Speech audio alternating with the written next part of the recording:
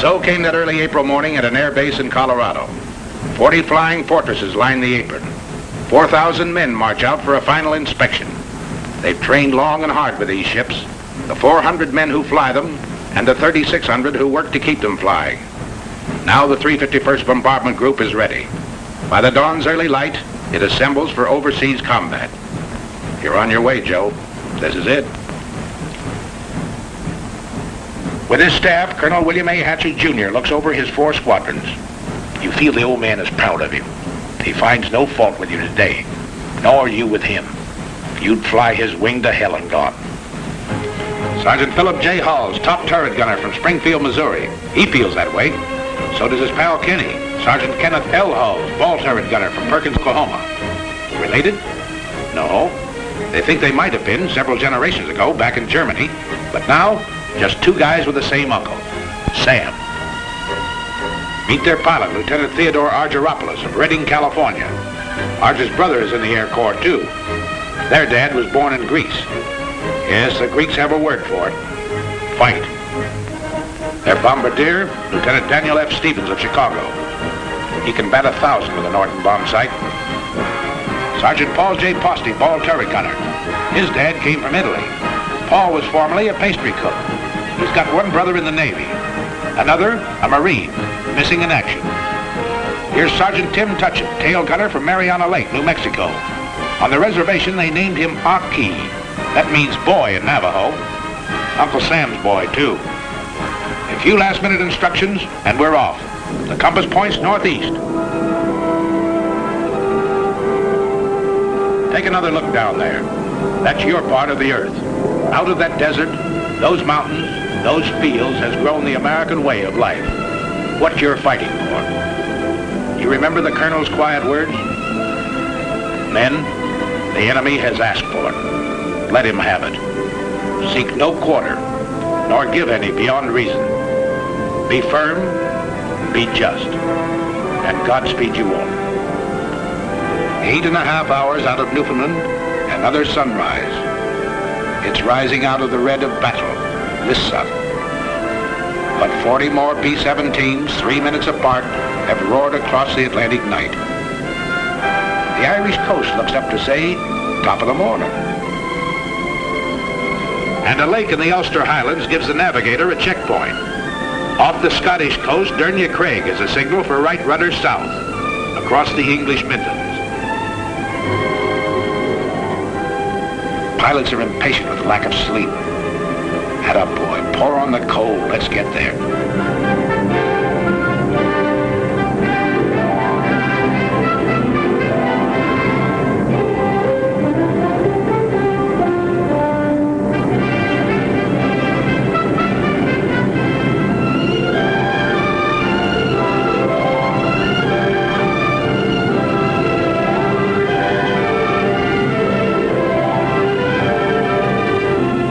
It must have been a lot different when the wings carried swastikas instead of these big white stars.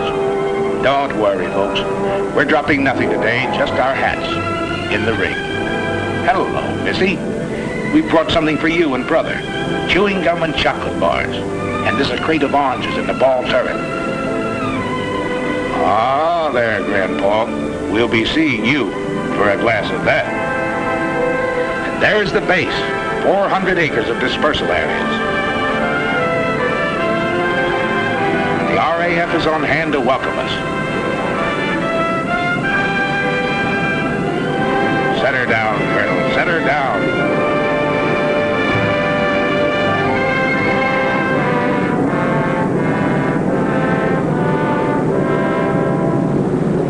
The 351st becomes part of the 8th Air Force.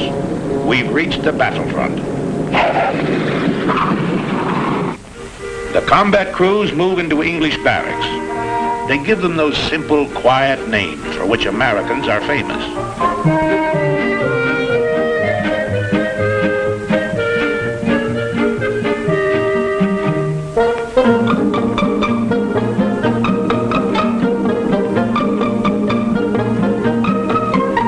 2 weeks later, the ground crews arrive. Hiya, Gus. Great boat trip, huh? Only 7 days and without any escort, too, See any submarines? Oh, 100 of them, huh? Well, I guess you ought to know, Gus. They tell me you was hanging over the rail all the way. Next day, big doings. Class A uniform. Shine those buttons. His Royal Highness the Duke of Gloucester, brother to the King of England, drops in and is greeted by the old man. What's up? Sergeant Major says the RAF is handing over the field to us.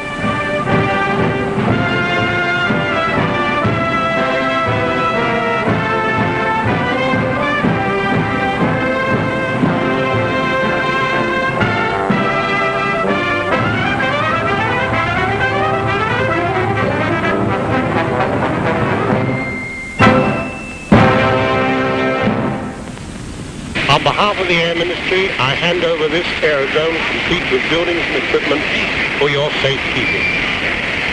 It gives me great pleasure to accept this station on behalf of the United States Army Air Forces.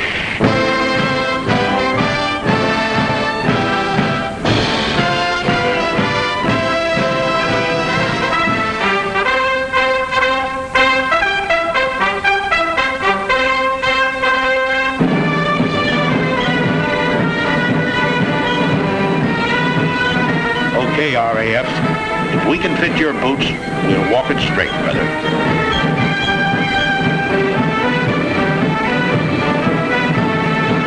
Another surprise visitor. General Arnold himself doing a world inspection flight. He tells you you've got a tough assignment. This is one head man who knows and doesn't kid you.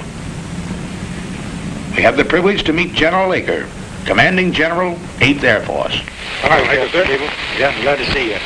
How are you coming to this camera training film of yours? Well, it's a little early to tell yet, sir, but we're turning a camera on everything and everybody. Well, I know what General Arnold had in mind in having you make this gunner a picture. Captain Gable, our gunners are already the best in the business. But if they were only 10% better, it'd cost the Germans another 100 fighters a month. So fire away, gunners. Plenty more practice before that first mission. His sleeve is a forked wood. Track him. If you don't, he might get you, and you might have to bail out. Over the channel, perhaps. But if you do, a Spitfire of the Air Sea Rescue Service is bound to spot you. A stubborn, tough gang, this outfit. They'll go after you any time, any place. They picked up men 3 miles off the French coast with Heine defense batteries screaming, "No, you don't." Their answer is always, "Sorry, old boy, we will."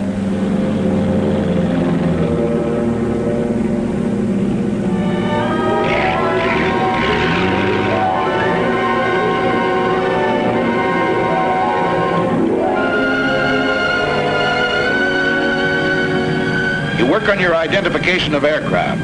Over here, it's with a real McCoy, such as this captured Ju-88.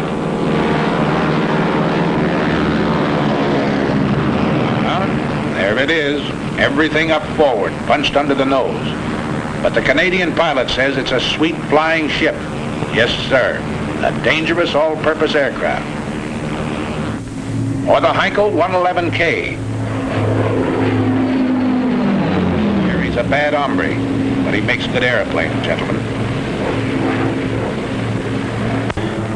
These will be a happy sight in days to come. Your fighter escort, that big barrel nose job, circled in white. Your own American P-47, the Thunderbolt, side by side with a graceful spit. These are what you don't shoot at. You hear daily lectures on security given by Major Scott, your Scotch-born intelligence officer. Let's stop kidding ourselves. This flying field is only 20 minutes from the battlefront. The dumb spies have all been shot. The smart ones are still living. And you may run into one of them tonight at the Red Lion pub. And if you go to the pub, remember, £1 is not $1, but $4. And that equals 20 shillings. 1 shilling equals 12 pennies, which equals 20 cents. 1 English penny equals 2 American pennies. And don't throw your pennies around. Major, seems to me the paper in this town is not very durable. What do you mean durable? Laugh at this one for 20 years.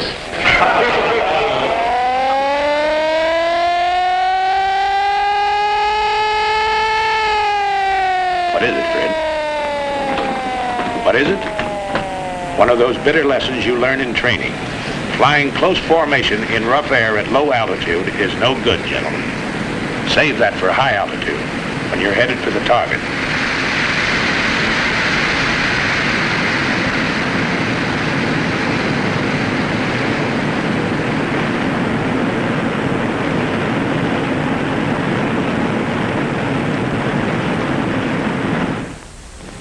Next morning, we crawl out of the sack to find Britishers on the field again. Big Halifax bombers that had blasted Berlin during the night. Their own field was closed in by weather, so they dropped in on us for breakfast. Say, Percy, how's the yak-yak over there? Rough? Oh, not half bad, Yank. Well, cheerio, lads. Thanks for the ham and eggs. So long, Percy, old boy. We'll be finding out for ourselves one of these days.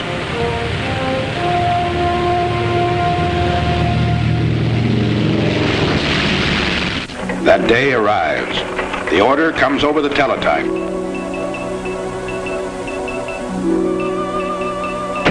The communications clerk carries it to Colonel Milton, operations officer.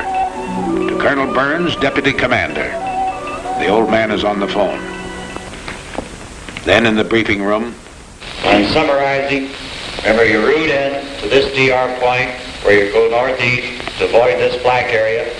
P-47s will escort you to about this point on the way in, and Spit 9s will meet you about here on the way out and escort you all the way home. And now the weather officer. Weather's plenty important. You'll probably have to go over and above the altitude that you're scheduled to fly, 23,000 feet. From the IP to the target, the winds will be very strong tailwinds, and your ground speed should be well above 250, 260 miles an hour. The visibility is good everywhere east of that cold front, and the temperature at the target should be comparatively warm, minus 25 degrees centigrade.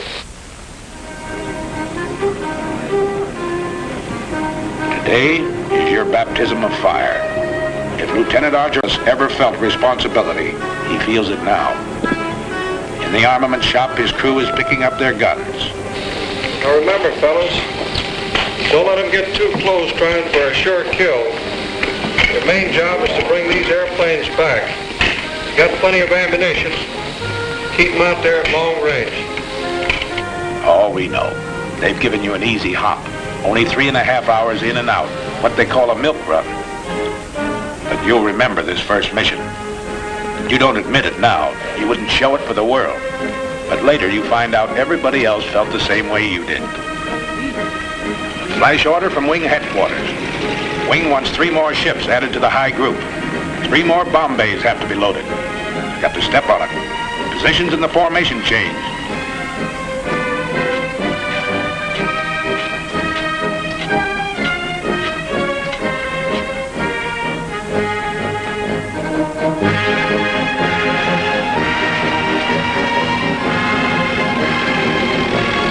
This doesn't concern Sergeants Kenny and Phil Hulls.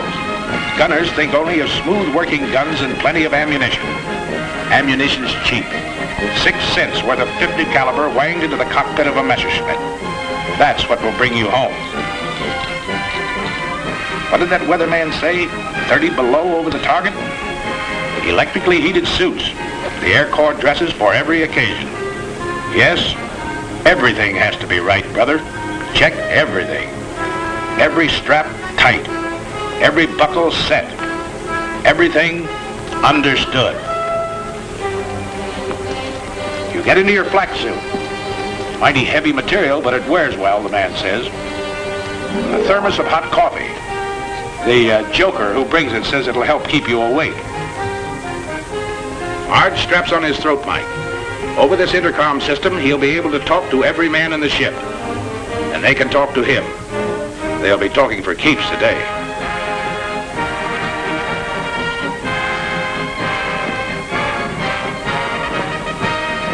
Well, that flare from the tower ought to be along any minute now. There it is. Start engines. The colonel's already been on missions with seasoned outfits. Today, he leads you on your first.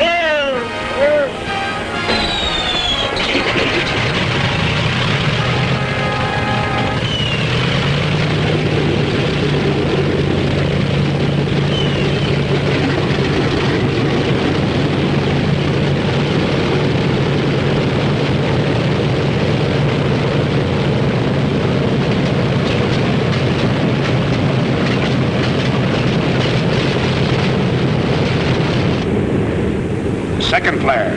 Start taxi.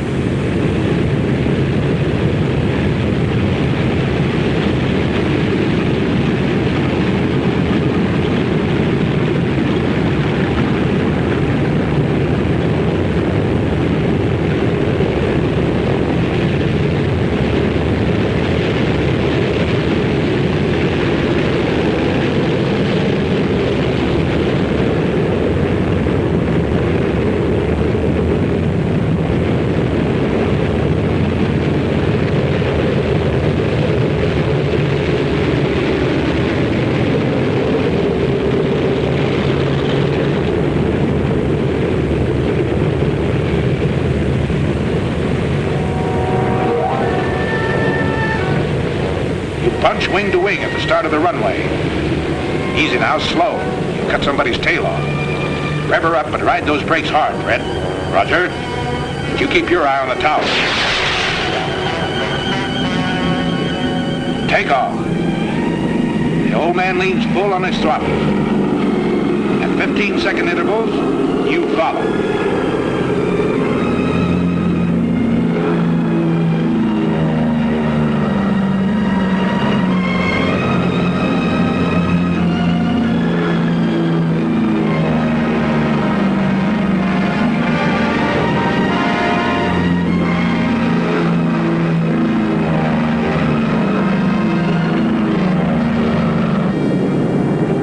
Over the field.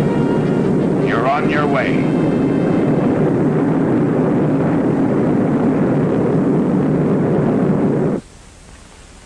The rest of the outfit sits down to wait.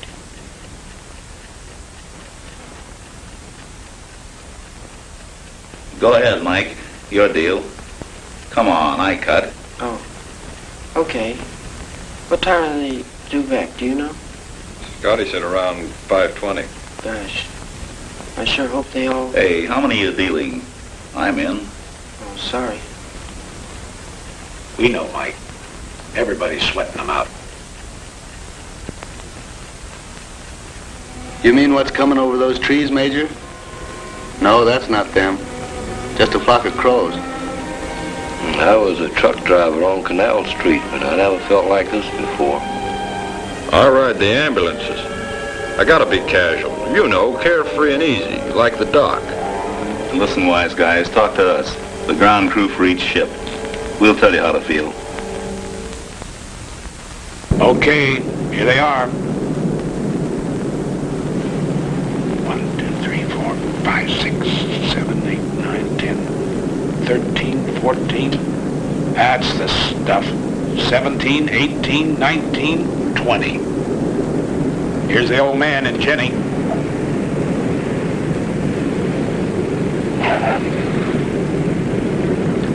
Yeah, that's your ship, Corporal. You can uncross those fingers now. 627. That's Joe Frischholz. A little hot, Joe, but you're a hot pilot.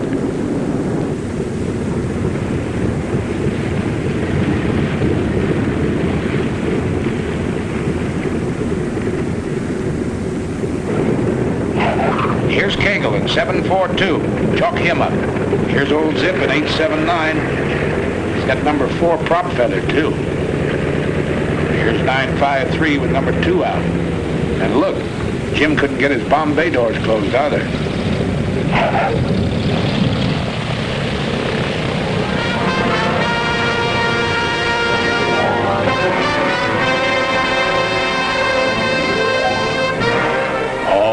The old OK sign, huh, Sergeant? Must have laid him right on the nose. Yep. Oldie says he saw him land right on the MPI. Nice bombing, Steve. That's from me, Pete Provenzali, your navigator. Okay, Phil, chalk up number 1. Nice driving, Captain Arch. You sure know your evasive action. Uh-oh, Harry caught something. A 20 millimeter right across his radio. Arch looks at a hole in the horizontal stabilizer. Nothing at all.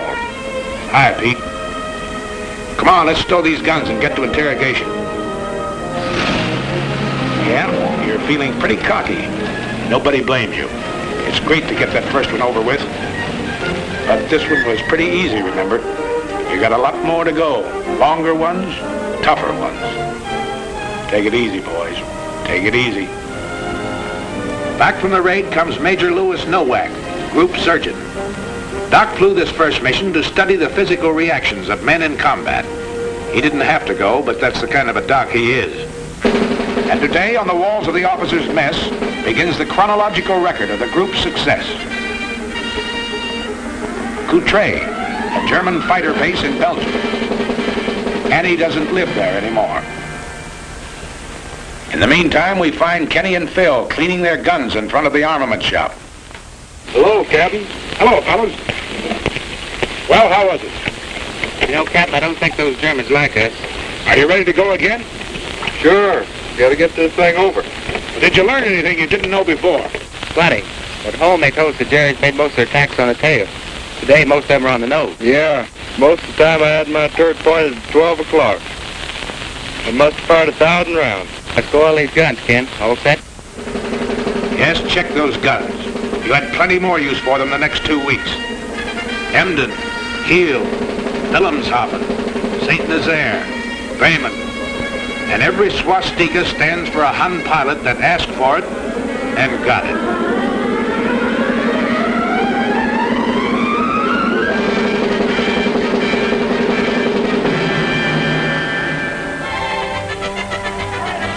Came days when enemy targets were hidden by weather. So the more energetic of you found relaxation in peaceful combat. While the more studious men discussed tactical chart group like Kenny and Phil, went into the nearby villages to visit the quaint old cathedrals, churches and shops in the English countryside surrounding us. Or on days when they were confined near the base, the old cathedrals and shops would come out to see them.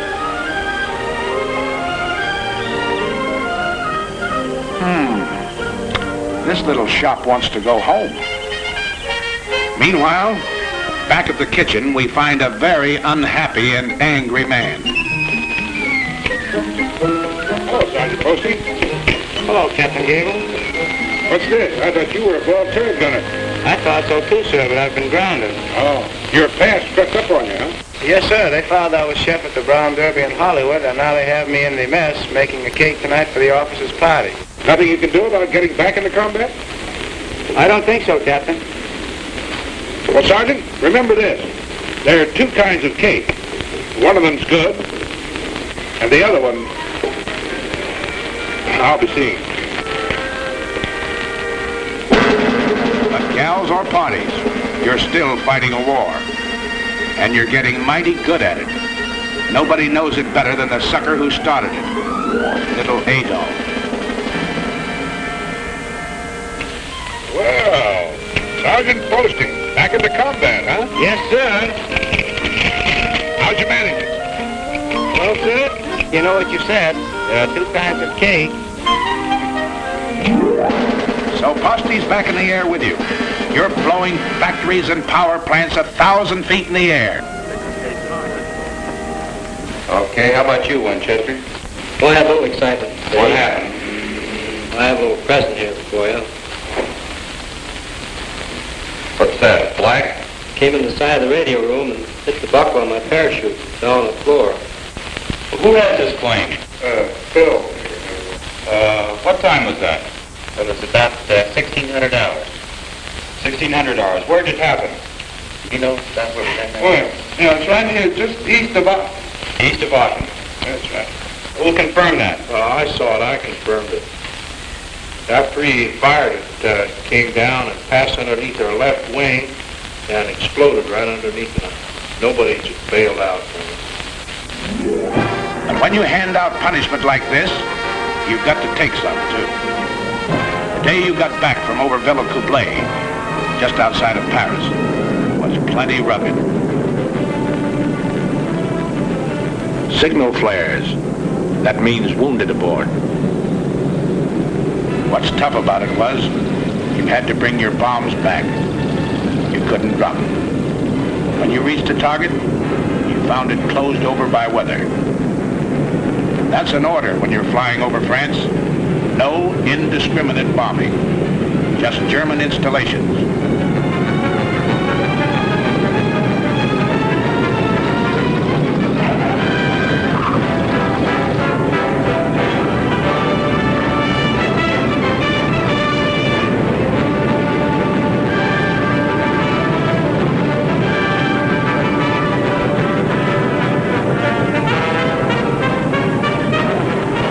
Colonel Milton, who led the raid, is a tired, sick guy this day, and nobody blames him.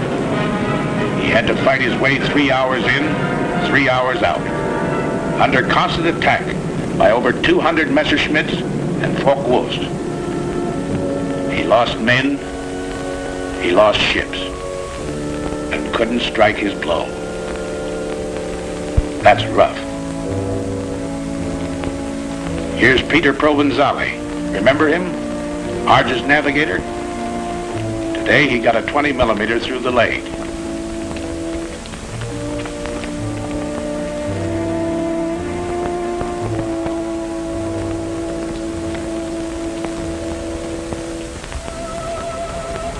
Control cable shot in two, but some wounded gunner wouldn't quit. He tied them together.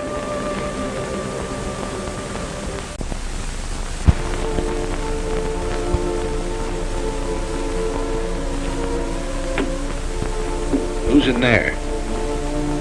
Both waist gunners, huh? The docs are working on them now. One's pretty bad.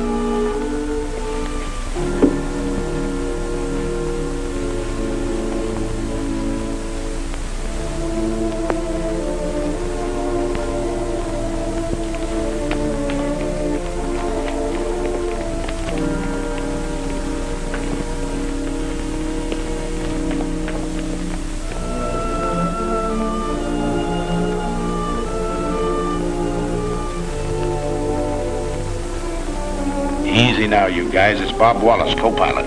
He slammed one through the cockpit, tore into Wally below his knee.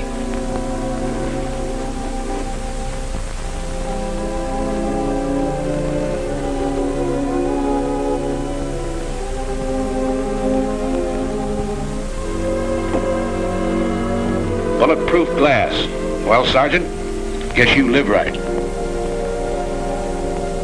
Yes, the bombardiers with their first aid kits had plenty of work today, crawling back through the bomb bays, trying to keep a steady hand in the rough going.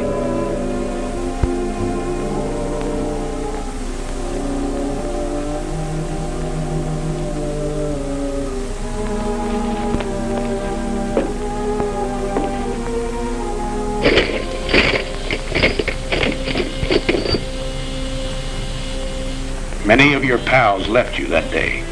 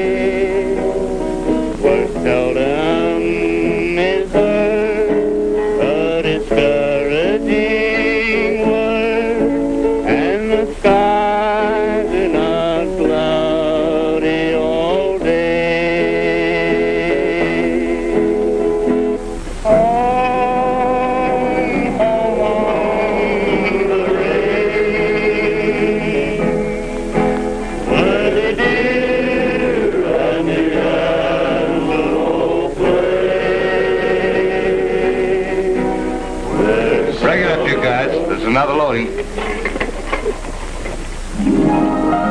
But if you happen to catch one in the wrong place, they've got a pretty nice repair shop. Ever see a sergeant flip a tulip in a lieutenant's face? Well, you just did.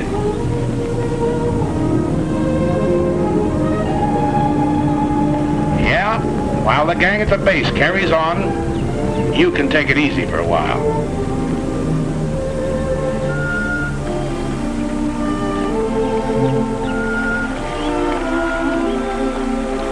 How they biting, Sarge? Nice fat pike, huh? This one's been stretched a little. We drop in on Lieutenant Bob Wallace to see how he's doing. How you feeling? Great. I'll be out of here in a couple of weeks. Oh, Miss O'Neill, it's Captain Gable. How do you do, Captain Gable? How do you do, Miss O'Neill? Wally, I never got a chance to ask you. Tell me just what happened when you got hit. Well, we'd left the target and we were on our way home. We got to the coast and we had our guns stowed away. A couple of FWs snuck up on us and gave us a good burst. Oh, I see. You had your guns stowed away, huh? That's right. That was a little early, wasn't it? It certainly was. It's not a very good idea to relax over here until you get back to your own base. Is that right? That's right. Well, go ahead. Then what happened? Well, after I got hit, I climbed down out of the pilot's compartment and got the top turret gunner to help me down in the Bombay. He gave me some first aid, put a tourniquet on my leg, and took a good job of it. Well, that's fine. I guess you think it's a good idea for these combat crews to have first aid training then, is that right? I sure do. Yeah. So, Wally, what do you think of the B-17s? Your instruments, your guns, and all the rest of the equipment they're giving you to fight this war with? It's the best equipment in the world. That's good. Say, I hear you got your Purple Heart, too. Yes, Colonel Kendall was in the other day and gave it to me. I was more nervous than when those FWs were diving on us. Well, outside of that, are they treating you all right around here? Did you hear that, Miss O'Neill? Wally's doing okay.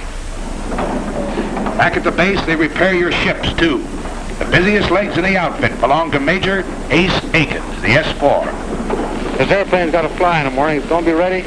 Oh, Major? I don't know, sir. Well, let's have no ceremony. Let's get the fans turning. Keep the fans turning. The slogan of the ground crew. They work hard, these boys. They work 90 hours straight without sleep. But your ship is their baby, and she's got to fly. And if you need to repair a few thoughts, Sunday's always a nice day for it, if there's no raid scheduled.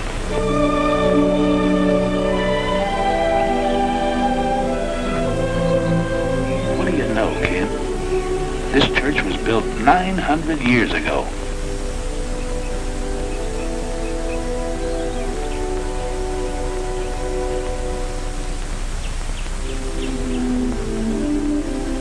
Over at the hospital, Father O'Connor celebrates the Mass.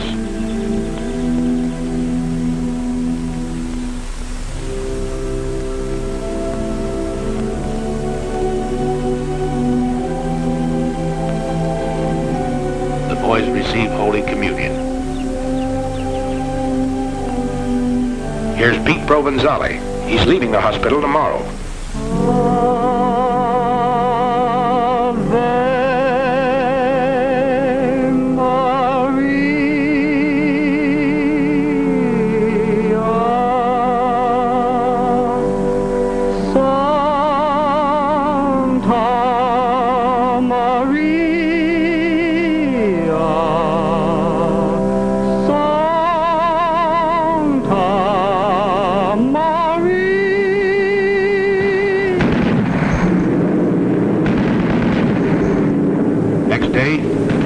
Back to work. The outfit's back to work. The 351st is still flying, Adolf.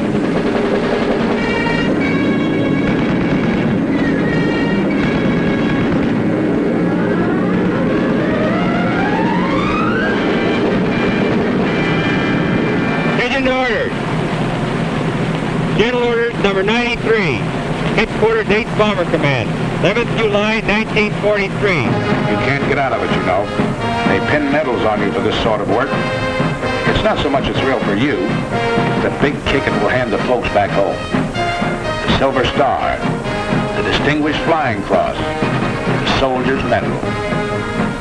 Dad and Ma and the that certain girl. He'll cut out the clippings and drive the neighbors nuts. Bombardier Stevens, the DFC, because he's been batting 1,000 over Germany. And one to Pilot Peters. He had to ditch in the channel, but his coolness and courage saved his crew. Bill Halls gets 2 clusters on his Air Medal for straight shooting. The DFC to Tim Tutchin. A Focke-Wulf and a mountain lion? No difference, he says. The control wires were shot in 2. So the DFC to Sergeant Del Conte, who tied them together, his hands punctured with flak. A Silver Star finds itself next to Provenzali's Purple Heart. He refused first aid till the Jerry fighters quit and stuck to his gun.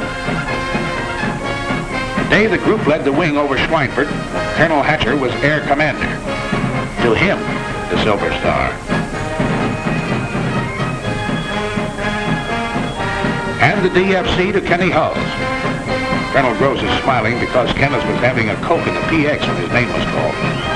Are you forgetting your 5 confirmed Jerry, Sergeant? We're not. And they don't forget you when you're a little battle-weary and need a rest.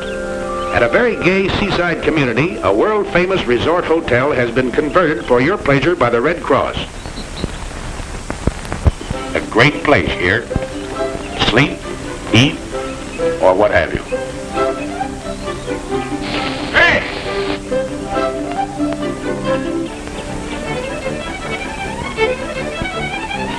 Not on your life, Clark. None of that here. Oh, but look, ours, just a few shots. Oh, we're here for a rest. Right, you guys? Right. Well, all right, then, how's this? I'll follow them around with a silent camera for 1 day. They won't have to say a word. Good deal? Good deal. An English Surrey with a fringe on top. Nice fringe. Carry you to the old swimming hole.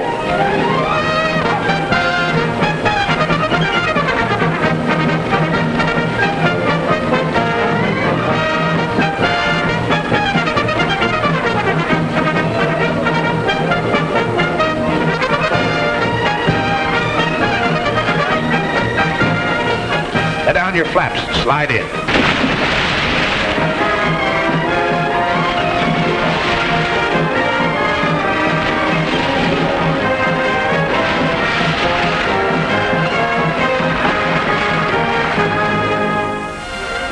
Now let's see what the boys back at the base are doing. Why, they're getting a few laughs too. We'll let the man who's handing them out tell you about it. Hello, everybody. This is Bob, somewhere in good old Jolly Hope, laying a few eggs for the boys that really know how to lay them. Yes, sir, this is one of the happier cow pastures that we worked in over there in England. And look who's dancing. You know, I used to dance with Fred Astaire when we couldn't get girls. And right here you see Jack Pepper, which you hear through the courtesy of his draft board. This picture's a little dark, I understand, but after we were there a couple of weeks, we got a little braver and we started to work with the lights on. This is really a great, great crowd out there tonight. And I understand Rhett Butler is on the fringe of the crowd. They tell me that they stopped him from flying in those B-17s. They claimed his ears held the plane back. Nice little scene. Shows Pepper trying to get his expense money. Look at that mob. You should have heard him cheer when Francis Langford walked out and when Tony Romano played the guitar. Yes, sir, you'll never know how this bunch of boys picked up our morale. And again, the weather breaks over the continent, and the handwriting on the wall spreads your story. You're into the 3rd panel now. You've been out 8 days in a row and done a doubleheader over France on the 9th. This man's Air Force is piling it on. New combat wings have been added. New air divisions formed. So you're not very surprised when General Aker comes that day. Something big is up. He goes into the briefing room to confer with the old man and his staff. They call in the squadron commanders, even the flight commanders. What did he tell them? Your 4 squadron COs, they know, but don't talk. Just grin a little with excitement. It's something big, all right, because the bomb dumps have been getting plenty of heavy stuff lately. And a loading order came through this afternoon. Stand by. More than that, wing racks. We're really going to pile it on.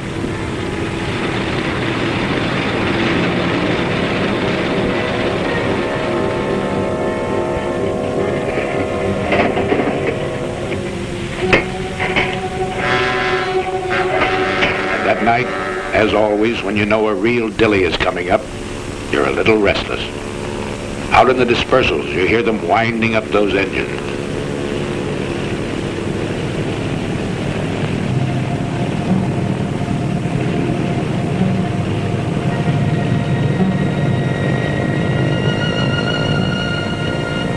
That's all right, ground crew. Make 'em sing. Make 'em sing good.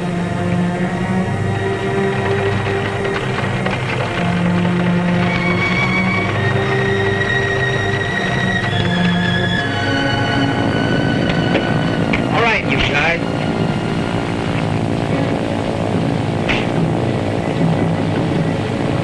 Breakfast at 3, briefing at 4.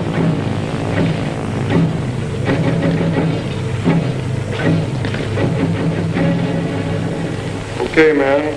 For security's sake, anyone know what the target is for today? Saint Nazaire, Brussels, Paris. Oh, we'll see. All right, Sergeant.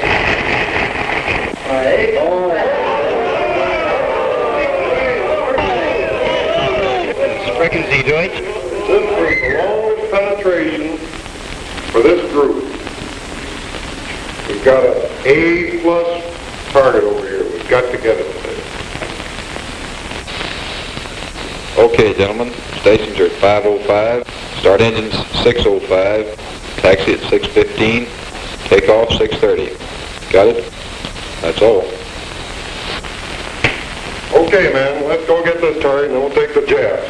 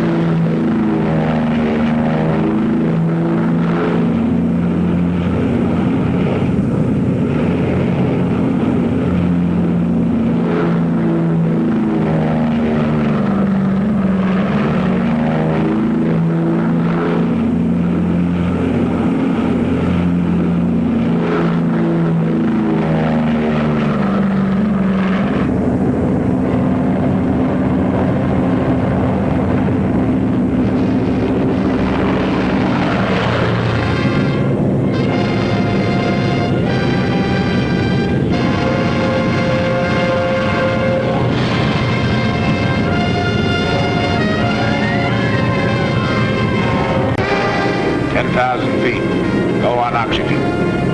Check in your station.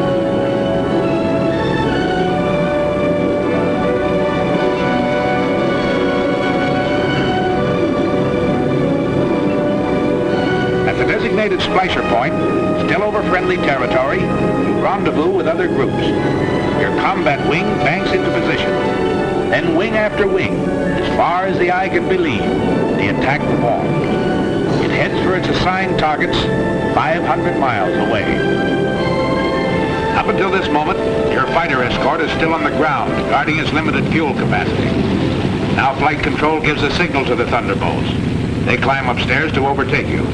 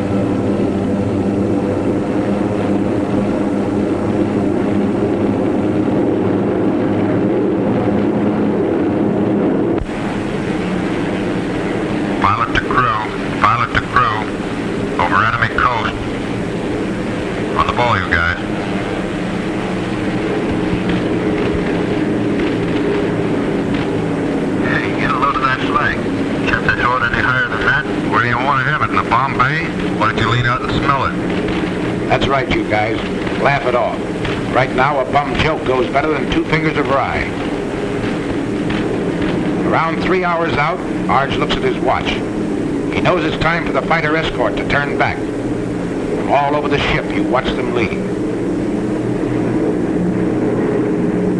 You're really on the ball now, because you know that enemy fighters will appear any minute. They know exactly where you are. They've been watching the stratosphere condense off your wingtips, giving you away in long trails of magnificent treachery.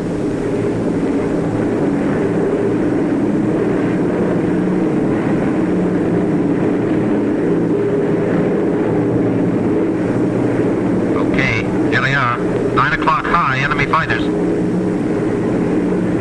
Same thing at 3 o'clock. Yes, at least those vapor trails work both ways. Arch watches the enemy formations as they parallel your course. Seems obvious. They're staying out of range, going out ahead to turn in for a frontal attack high. All turrets swing about to help guard the rear. Top turrets hunt the sky above in all directions. There's some more out there. Keep your eyes peeled. Now it comes. The enemy pours in at you from every point on the dial.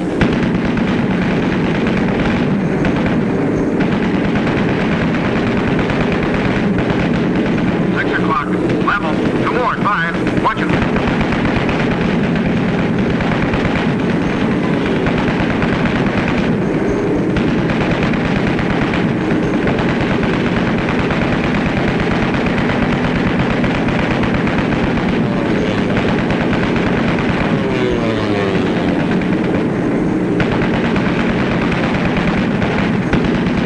Get that one at 3.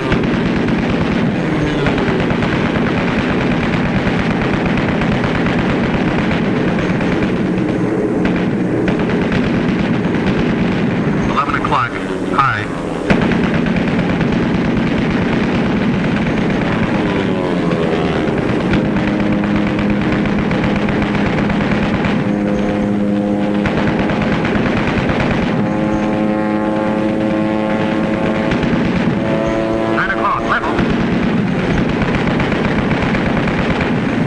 No, he's going low. Here he comes up.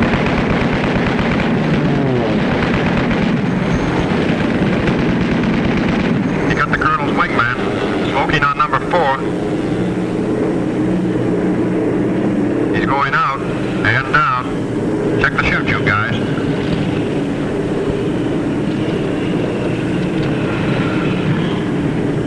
One chute out of the tail. 2 out of the waist. Another 2 points out of the nose. That's 2 more. Pilot the tail. Pilot the tail. Let me know how they're doing back there. Roger. Fighter, 6 o'clock. Coming through.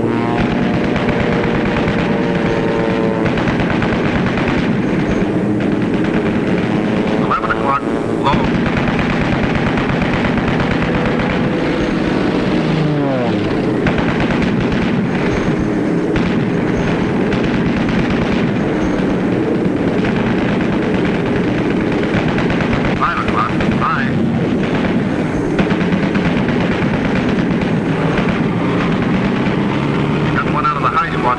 Yep, no chance there.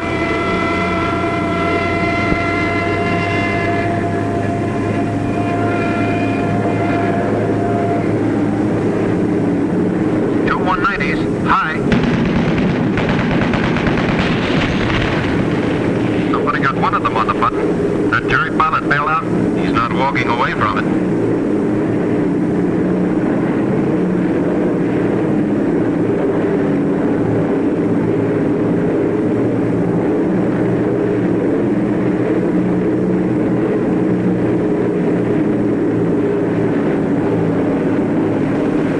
Barreling at you. A little short on heart, plenty long on guts, this enemy.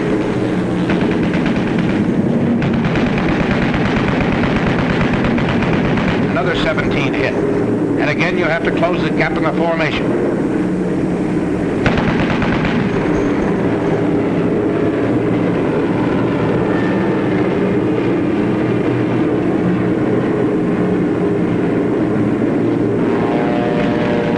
And again they come.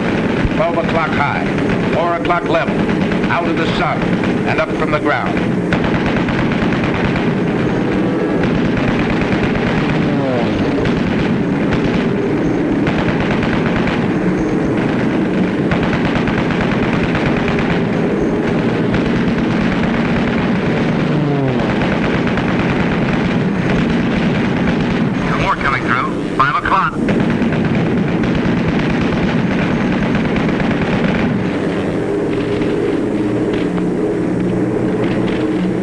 Crossing another flak area. It's heavier this time, so black and thick you can almost hear it, and it's more effective.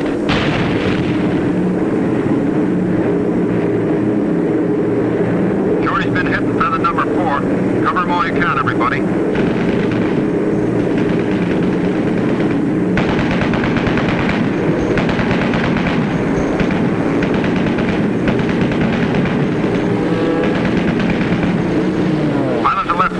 Pilot to left waist. There's another one working Shorty over. Can you help him? No can do, sir. Out of range.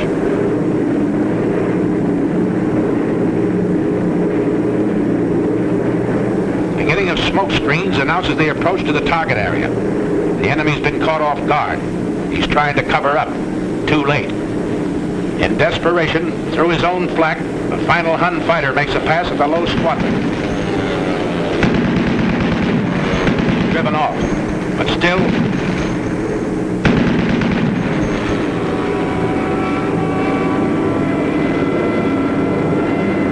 did a fighter or flak get that ship? Flak, I think.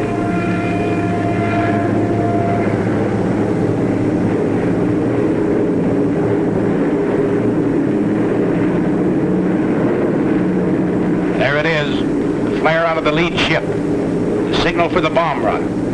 This is your attack. All right, Steve. We're on the IP. She's yours. I got her.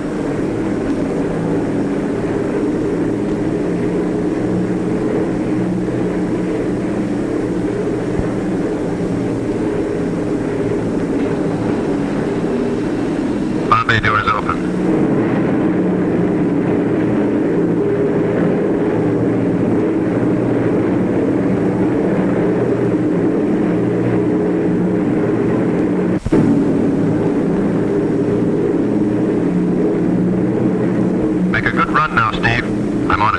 Yes, make it count, bombardiers.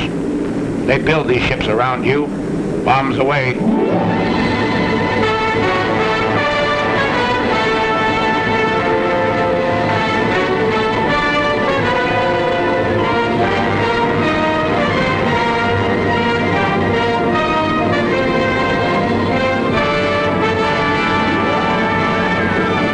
The lead group picks out his MPI in the dock area. Let's go with the heavy stuff and the big incendiaries. The high group heads for the industrial section and hands out the same medicine.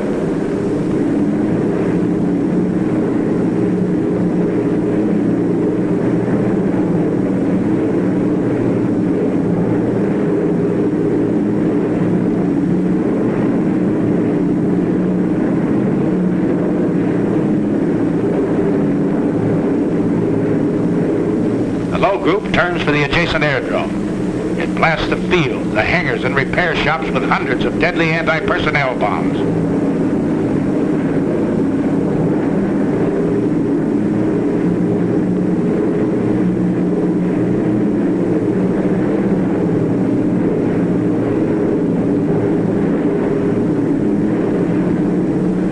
A nice pattern, bombardier. Good deal.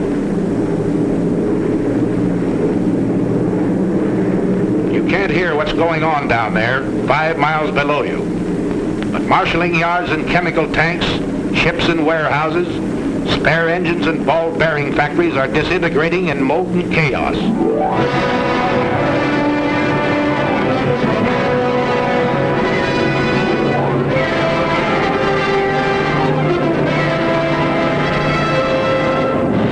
It's thunder out of the Alleghenies, Adolf.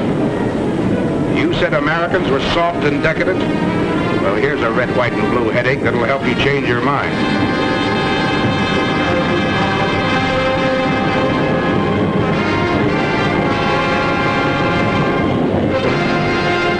As the bomb bay doors close, you take a last look at the target area. The smoke from its burning debris rises 16,000 feet into the air. More flak. The aim's still good down there.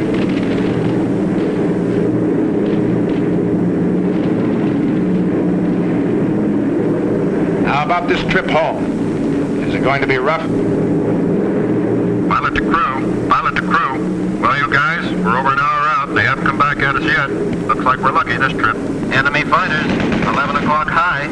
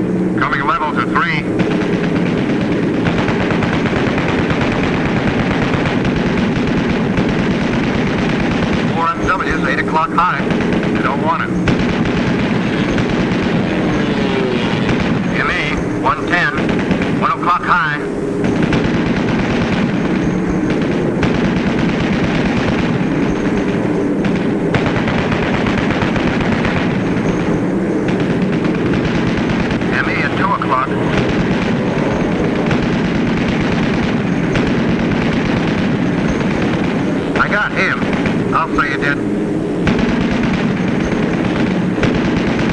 You isn't bailing out either. Another 110 at 10 o'clock. He's yours, kid.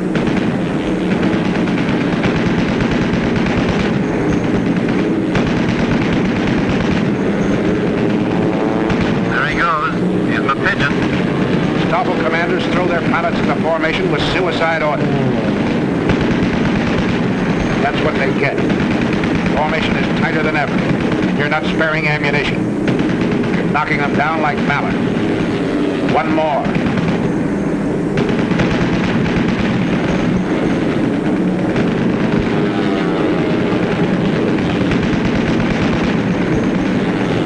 And another.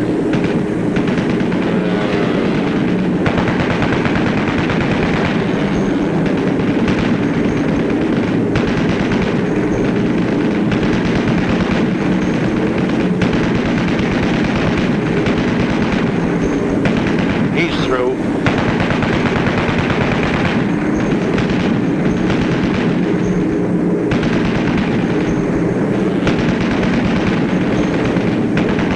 Here's one right behind him, Steve.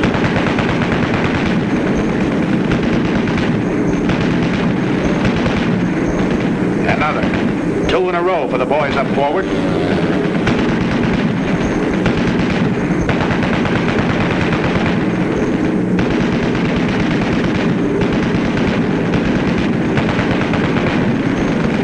That's mine. You see him, kid? Sure do. I'll confirm him, all right.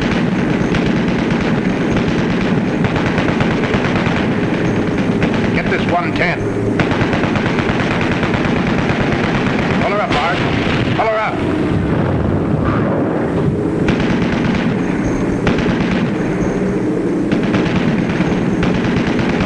FW, 3 o'clock. Hey, kill him, Joe. Hold your fire on that 190. That's a spin on its tail. Yeah, our fighter cover's got here.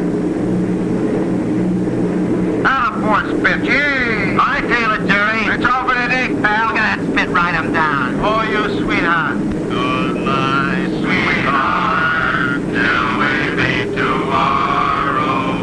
Good night, sweetheart. Sleep well, banish sorrow.